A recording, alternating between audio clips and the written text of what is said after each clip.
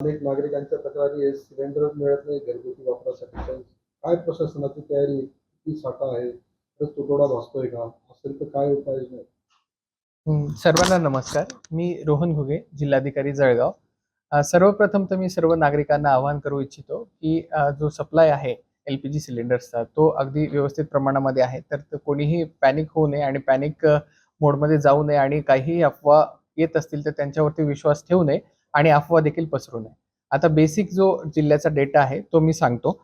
आपल्याकडे सिंगल गॅसधारक सिलेंडरची संख्या 7,51,234 आहे. डबल गॅसधारक ग्राहकांची संख्या 4,84,816 आहे आणि असं मिळून एकूण गॅसधारक जे आहेत ते आपल्याकडे 12,36,050 आहेत आणि त्यामधील उज्ज्वला गॅस धारकांची संख्या ही 2,73,508 एवढी आहे. आणि आपल्याकडे जो सप्लाय येतो तो 3 कंपन्यांच्या मार्फत येतो. HPCL, BPCL आणि IOCL. त्या तीनही कंपन्यांच्या सोबत आपण बैठक घेतली, त्यांचा पूर्ण स्टॉक देखील बघितलेला आहे आणि आपले प्रतिनिधी जाऊन त्या ठिकाणी त्यांनी इन्स्पेक्शन देखील केलेलं आहे. या तीनही कंपन्यांच्या माध्यमातून जवळपास 95 एजन्सीच्या माध्यमातून पूर्ण जिल्ह्यामध्ये हे सिलेंडर्स दिले जातात. तर त्यामध्ये डेली जो सप्लाय त्यांचा कन्झम्पशन आहे त्याच्यामध्ये 20,199 हे डोमेस्टिक युजर्स आहेत.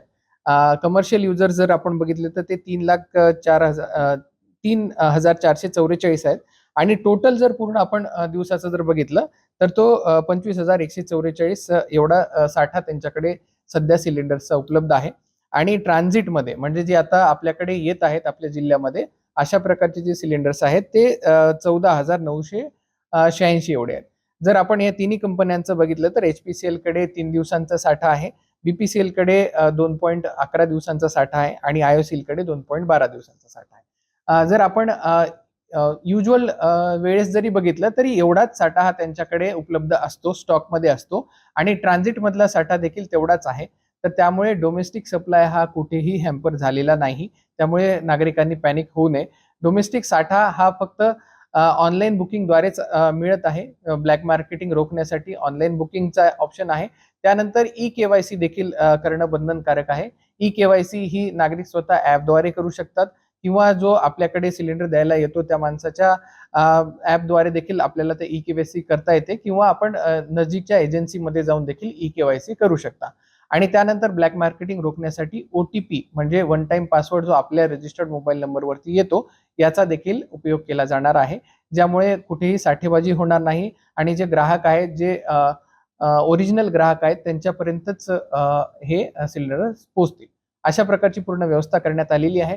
जिल्ह्यामध्ये आपल्या 15 तालुक्यांमध्ये 15 टीम्स देखील तहसीलदार यांच्या अध्यक्षतेखाली आपण नेमलेले आहेत. त्या टीम्स देखील जाऊन या ठिकाणी इन्स्पेक्शन्स करणार आहेत सगळ्या एजन्सीचं आणि कुठलीही तक्रार जर नागरिकांची असेल तर त्यासाठी आपला आपत्ती व्यवस्थापनचा जो जिल्ह्याचा तक्रार क्रमांक आहे त्या तक्रार क्रमांकावरती आपण तक्रार नोंदवू शकता किंवा पर्टिक्युलर एजन्सी म्हणजे IOCL असेल, BPCL असेल, HPCL असेल यांच्याकडे जर तुम्हाला तक्रार करायची असेल तर त्यांचा ग्रीव्हन्स रिट्रेसलचा जो नंबर आहे तो देखील सध्या ऍक्टिव्ह आहे आणि त्याच्यावरती पूर्णपणे कॉल्स घेतले चाललेले आहेत.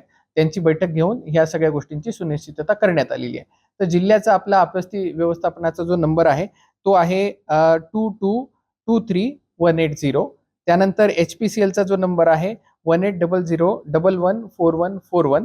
त्यानंतर BPCLचा जो नंबर आहे 1800224344 आणि IOCLचा जो नंबर आहे 1800233355. अशा प्रकारचे नंबर्स आहेत. तर नागरिकांनी कुठेही पॅनिक होऊ नये. साठा पुरेशा प्रमाणात आहे, येणारा साठा देखील पुरेशा प्रमाणात आहे. त्यामुळे कुठल्याही अफवांना बळी पडू नये आणि आपल्याकडे काही ग्रीव्हन्सेस असेल तर ह्या 4 नंबरवरती आपण संपर्क साधावा.